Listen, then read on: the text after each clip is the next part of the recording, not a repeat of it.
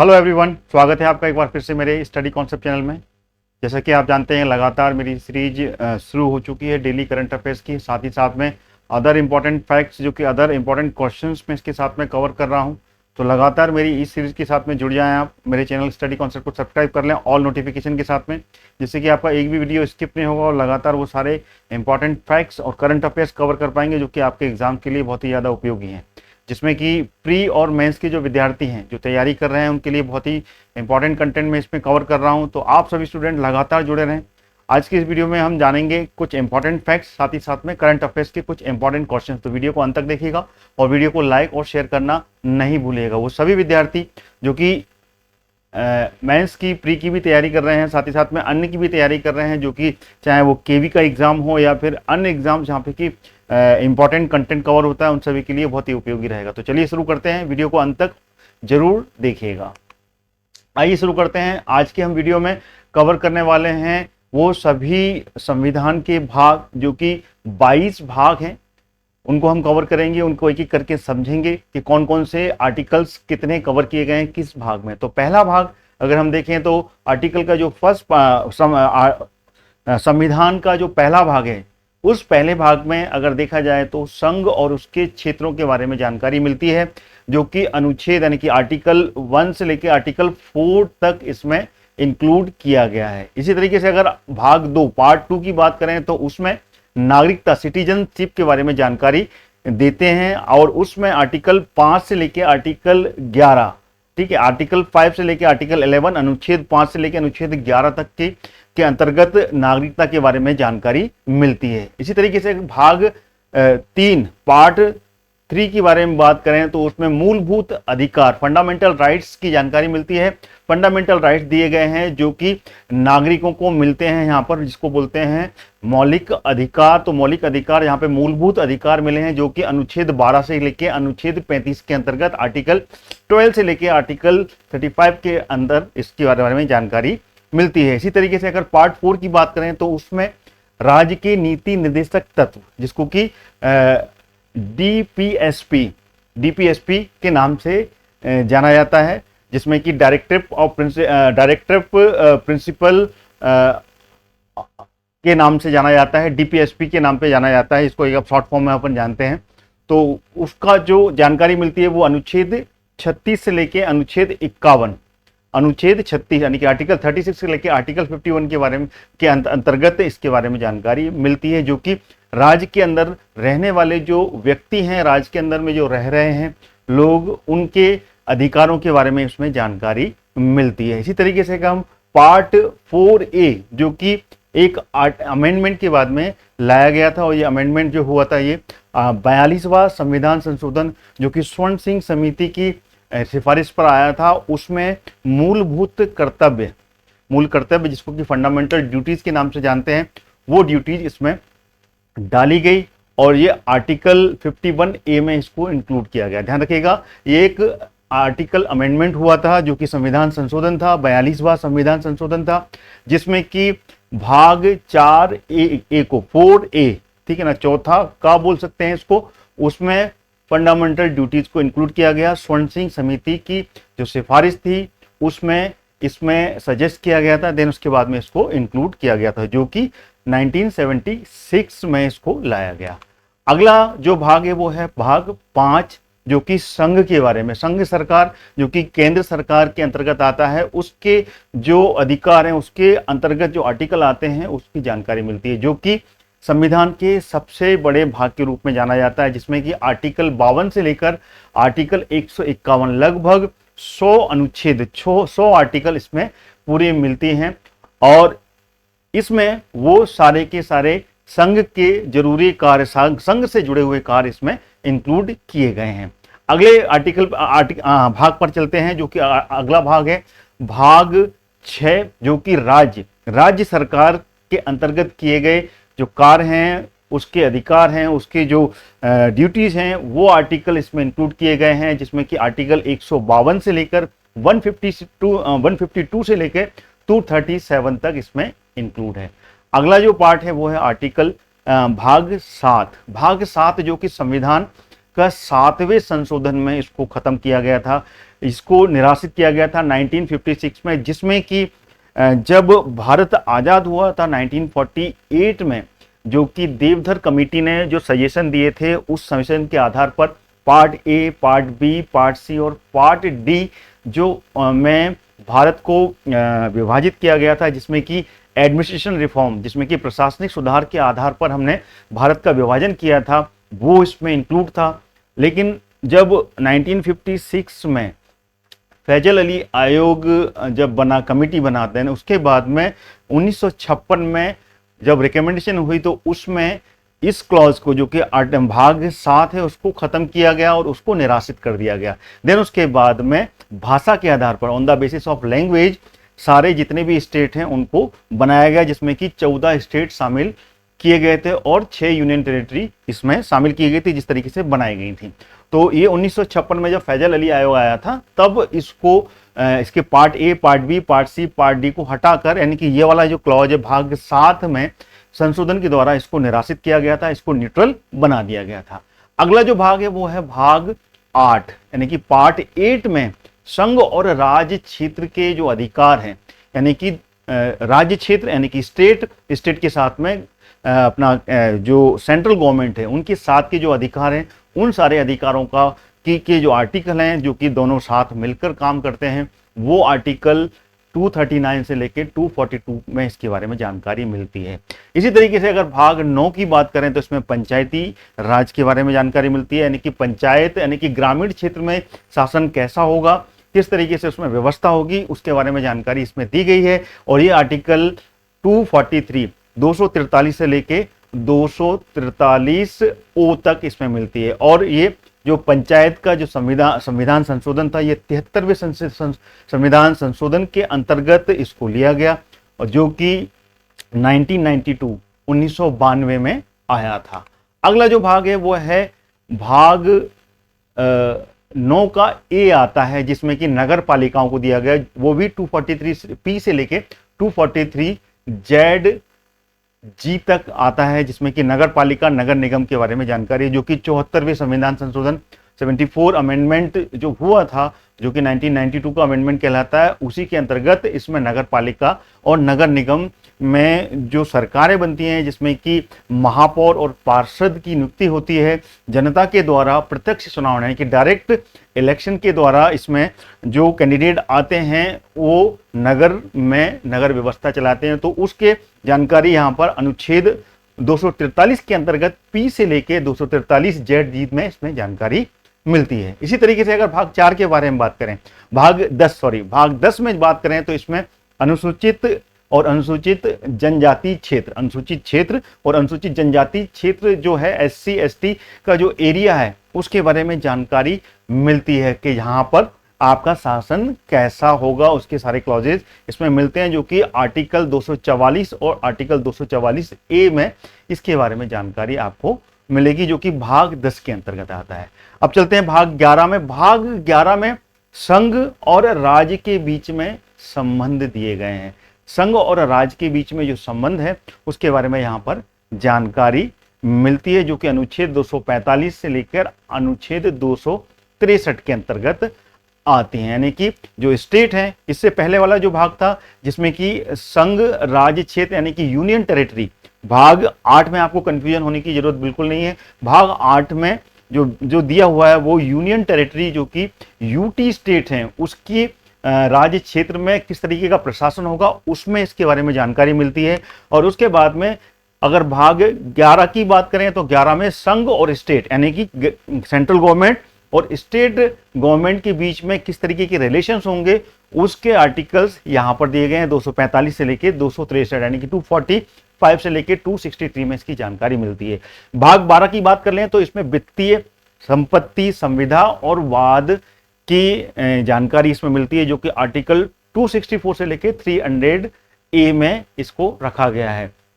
इसमें जो संपत्ति का अधिकार है, संपत्ति का अधिकार जो कि जब संविधान बना था तब इसको भाग 4 में मौलिक अधिकार के रूप में लिया गया था, लेकिन बाद में जब 1978 में मोरारजी देसाई जी की सरकार थी, उस समय अमेंडमेंट लाया गया। उस अमेंडमेंट में ये जो 44वां संविधान संशोधन था, उसमें संपत्ति के अधिकार को जो कि मौलिक अधिकार में रखा गया था, उसको वहां से हटाते हुए इसको भाग 12 में लाया गया और इसको 300A में शामिल किया गया। तो इस तरीके से इसमें अनुच्छेद 264 यानी 264 से लेके 300A में इसको इंक्लूड किया गया है। आगे चलते हैं भाग 13। भाग 13 में भारत के राज्य क्षेत्र के अंदर में जो व्यापार होगा वो कैसा होगा, वाणिज्य और साथ में उसका समागम यानी कि उसका पूरा कोरिलेशंस इसमें किस तरीके से रहेंगे, उसके बारे में जानकारी आर्टिकल 301 से लेके आर्टिकल 307 में इसकी जानकारी मिलती है। अगला है भाग 14 जिसमें कि संघ और राज्य के अधीन सेवाएं। संघ और राज्य के अधीन सेवाएं जिसमें कि यूपीएससी यानी कि संघ लोक सेवा आयोग, राज्य लोक सेवा आयोग, वन सेवा आयोग और जो भी इस तरीके की सेवाएं होती हैं जो कि सरकारी सेवा हैं, उसके अधीनस्थ जो भी क्षेत्र होते हैं उसके अंतर्गत की जानकारी इसमें मिलती है, जिसमें कि अनुच्छेद 308 से लेकर अनुच्छेद 323 तक इसमें रखे गए हैं। आगे चलते हैं 14A जिसमें कि अधिकरण यानी कि यहाँ पर ट्रिब्यूनल की जो कोर्ट्स होते हैं उसके अनुच्छेद, उसके आर्टिकल इसमें इंक्लूड है जो कि 323 और 323B में 323A 323B 323A 323B में इसको इंक्लूड किया गया। ट्रिब्यूनल जिसमें कि आप शामिल कर सकते हैं एनजीटी जो है, नेशनल जो ग्रीन ट्रिब्यूनल है, वो भी कहीं ना कहीं इसके अंतर्गत आता है कि एग्जाम्पल मैंने आपको यहाँ पर सेट करके दिखाया। आगे चलते हैं भाग 15 में जिसमें कि निर्वाचन यानी कि इलेक्शन जो कमीशन है वो इसके अंतर्गत आता है, इसके अंडर में आता है, जिसमें कि अनुच्छेद 324 से लेके 329A में इसकी जानकारी मिलती है। अगर हम बात कर लें भाग 16 जिसमें कि कुछ विशेष वर्ग के संबंध में उपबंध यहां पर दिए गए हैं, जिसमें कि विशेष वर्ग जो आते हैं वो एससी, एसटी और ओबीसी यानी कि अनुसूचित जाति, अनुसूचित जनजाति और अन्य पिछड़ा वर्ग को यहां पर जो विशेष अधिकार दिए गए हैं, विशेष जो क्षेत्र का अधिकार मिला है कि वहां पर अनुसूचित जाति आयोग, अनुसूचित जनजाति आयोग और अन्य पिछड़ा वर्ग आयोग किस तरीके से स्थापित किया जाए और उस पूरे समूह की किस तरीके से उसको प्रोटेक्ट किया जाए, वो सारे अनुच्छेद 330 से लेके 342 के अंतर्गत आते हैं। आगे जो है वो राजभाषा का पार्ट है जो कि भाग 17 के अंतर्गत आता है। भाग 17 जो कि राजभाषा जो कि 343 से लेके 351 के अंतर्गत आता है। राजभाषा जब संविधान बना था 1947 में शुरू हुआ और 1950 में ये रोल में आया। उस समय संविधान में सिर्फ 14 भाषाओं का संकलन था जो कि अनुसूची की बात की जाए तो 8वीं अनुसूची में इसको शामिल किया गया, लेकिन बाद में आगे बढ़ के इसमें अमेंडमेंट हुआ और अमेंडमेंट के बाद में इसमें 6 भाषाएं और जोड़ी गई। तो इसमें टोटल अभी वर्तमान में भाषा 14 भाषाओं 14 प्लस 6 8 भाषा यानी कि 22 भाषाओं का संकलन इसमें आपको मिलेगा, जिसमें कि 3 अमेंडमेंट हुए थे। पहला अमेंडमेंट, दूसरा और तीसरा अमेंडमेंट। पहला अमेंडमेंट की बात की जाए तो पहला अमेंडमेंट जो हुआ था वो 21वां संविधान संशोधन था, 21वां संविधान संशोधन। देन उसके बाद में 71वां संविधान संशोधन, देन उसके बाद में 92वां संविधान संशोधन में इस तरीके से ये 8 भाषाओं को इसमें जोड़ा गया। पहला संशोधन जो था उसमें सिंधी भाषा को जोड़ा गया। दूसरा जो संविधान संशोधन था जो कि 71वां संविधान संशोधन था जिसमें कि नेपाली, मणिपुरी और कोंकणी भाषा को जोड़ा गया। उसके बाद में अगर 92वां संविधान संशोधन देखा जाए तो उसमें बोडो मास यानी कि जिसमें कि बोडो, मैथिली, संथाली और बोडो, मैथिली, संथाली और मणिपुरी, ये 4 भाषाओं को इसमें जोड़ा गया। ठीक है, तो ये 4 भाषाएं थी जो कि 92 कॉन्स्टिट्यूशन अमेंडमेंट में इसको रखा गया। इस तरीके से इन संशोधन को आपको याद रखना है। आगे चलते हैं।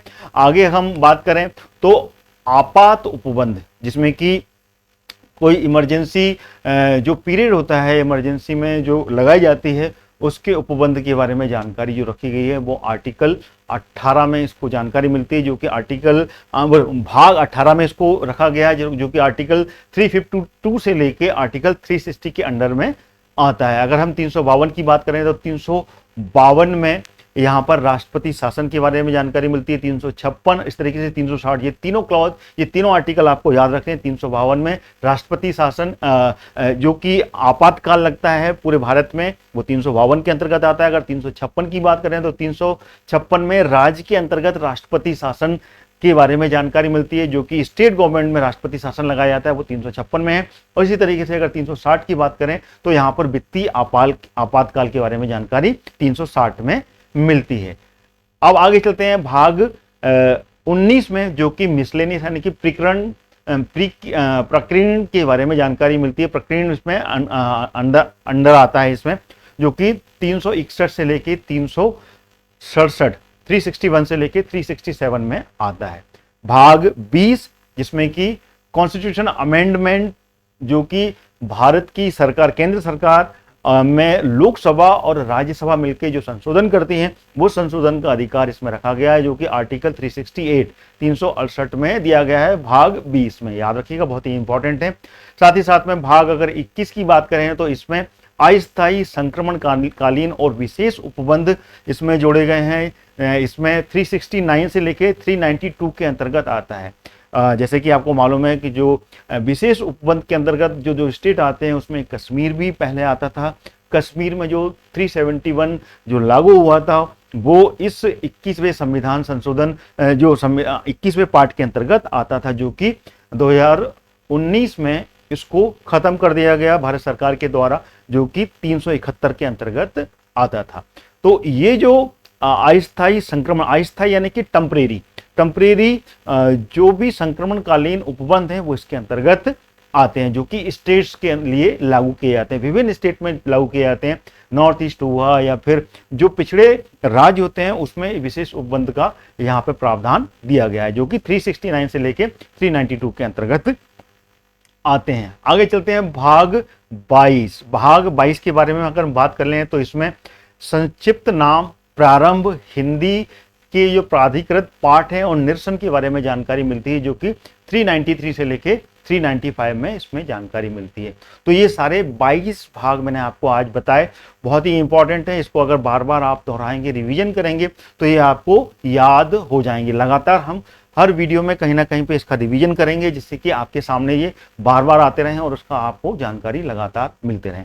आइए अब चलते हैं करंट अफेयर्स की क्लास में। करंट अफेयर्स जिसमें कि मैं इंपॉर्टेंट क्वेश्चंस आपके सामने रखूंगा। पहला क्वेश्चन ले लेते हैं, किन्हें हाल ही में नए स्वास्थ्य सचिव के रूप में नियुक्त किया गया है? जो कि स्वास्थ्य सचिव है, तो इसका जो आंसर है वो है सुधांशु पंत। सुधांशु पंत को अभी हाल ही में नए स्वास्थ्य सचिव के रूप में नियुक्त किया गया है। अगला क्वेश्चन, हाल ही में कौन सा राज्य धर्मांतरण विरोधी कानून को खत्म करेगा? धर्मांतरण जो कि धर्म में परिवर्तन होता है और उसमें जो विरोध होता है उसके कानून को खत्म करने वाला है, तो उसका आंसर है कर्नाटक। कर्नाटक में ये धर्मांतरण जो विरोधी कानून है उसको खत्म करने के लिए यहाँ पर ये शुरुआत की गई है, तो इसका आंसर होगा कर्नाटक। अगला क्वेश्चन है, कहां पर हाल ही में एक दिवसीय ई लाइब्रेरी सॉफ्टवेयर प्रशिक्षण का आयोजन किया गया? अभी हाल ही में किया गया ये कहां पर किया गया? तो इसका आंसर है मध्य प्रदेश का एक जिला उज्जैन, जो कि वेस्ट में पड़ता है, मध्य प्रदेश का महाकाल की नगरी, तो वहां पर इसका आयोजन किया गया। अगला क्वेश्चन देखते हैं, हाल ही में किसे अंतर्राष्ट्रीय ग्रीन एप्पल अवार्ड से सम्मानित किया गया है? क्वेश्चन एक बार फिर से दोहरा लेते हैं, हाल ही में किसे अंतर्राष्ट्रीय ग्रीन एप्पल अवार्ड दिया गया है, फिर उससे सम्मानित किया गया? तो इसका आंसर है तेलंगाना स्टेट। तेलंगाना स्टेट जो कि 2014 में जो आंध्र प्रदेश स्टेट था उससे अलग किया गया, वो तेलंगाना स्टेट, उसको अभी हाल ही में अंतर्राष्ट्रीय ग्रीन एप्पल अवार्ड दिया गया। अगला क्वेश्चन, किस राज्य के मुख्यमंत्री को हाल ही में जेलों का नाम बदलकर सुधार गृह किया है? कौन से राज्य के मुख्यमंत्री हैं इन्होंने हाल ही में जेल, जो कि नाम था जिससे कि एक अलग तरीके की परिभाषा देखने को मिलती थी, उसका नाम बदल के उसको सुधार गृह किया गया है? तो इसका आंसर है उत्तर प्रदेश के जो मुख्यमंत्री हैं जो योगी आदित्यनाथ जी हैं उनके द्वारा इसका जो नाम है जेल ना रह के अब सुधार गृह रखा गया है, सुधार गृह के नाम से इसको बोला जाएगा। अगला क्वेश्चन, हाल ही में कहां पहली पंचायत रैंकिंग जारी की गई? जो पंचायत की रैंकिंग है, जो कि भारत का सबसे निचले स्तर का जो प्रशासन है, ग्रामीण क्षेत्र का प्रशासन है, उसकी रैंकिंग कहां जारी की गई? तो इसका आंसर है जम्मू कश्मीर। जम्मू कश्मीर जो कि अभी हाल ही में यहाँ पे कि 371 जो आर्टिकल है उसको खत्म करके वहां पे अभी 2 यूटी बनाए गए, यूनियन टेरिटरी, एक जम्मू कश्मीर दूसरा लद्दाख, तो उसमें जम्मू कश्मीर है। जम्मू कश्मीर में जो पंचायत की रैंकिंग है वो अभी हाल ही में जारी की गई, तो इसका जो आंसर है वो क्या है? जम्मू एंड कश्मीर। तो ये थे कुछ इंपॉर्टेंट करंट अफेयर्स के क्वेश्चन जो कि मैंने आपके सामने रखे। मेरी क्लास को लगातार देखते रहिएगा और साथ ही साथ हम रिवीजन भी करेंगे और करंट अफेयर्स के बहुत प्यारे और बहुत सारे क्वेश्चंस भी कवर करेंगे। तो लगातार जारी रखने के लिए आपको मेरा चैनल स्टडी कॉन्सेप्ट सब्सक्राइब कर लेना है ऑल नोटिफिकेशन के साथ में, जिससे कि आपके एक भी वीडियो स्किप नहीं होंगे और वो सारा इंपॉर्टेंट कंटेंट मेरे द्वारा आप कंप्लीट कर पाएंगे। तो जय हिंद, जय भारत। अगले वीडियो में फिर मिलेंगे। नमस्कार।